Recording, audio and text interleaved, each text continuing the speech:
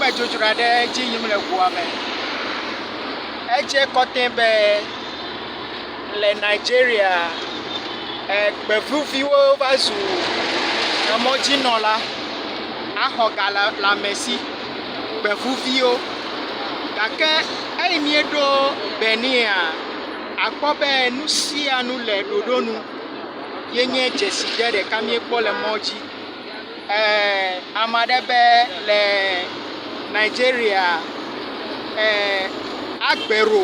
nenema woyɔna gbevuviwo eye le mɔ dzi ega xɔm le amewo si gake eyi mieɖo Benia akpɔ be nuwo katã dze yim nyuie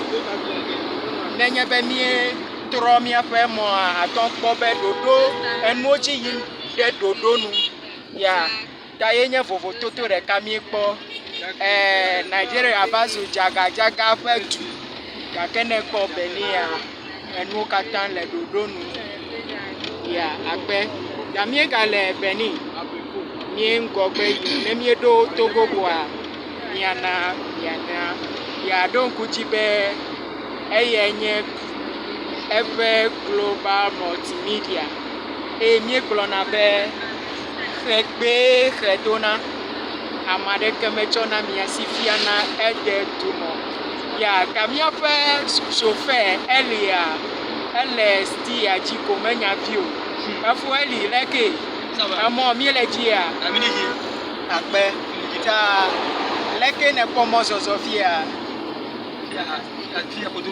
ya fifia mieɖo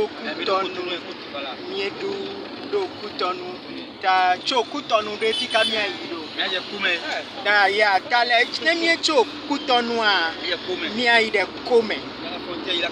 ne mietso Kome miayi fi ka aha miayi ɖe Togo Benin ya ta miele mɔ dzi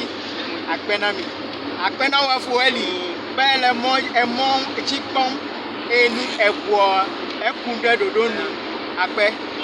akpe no sia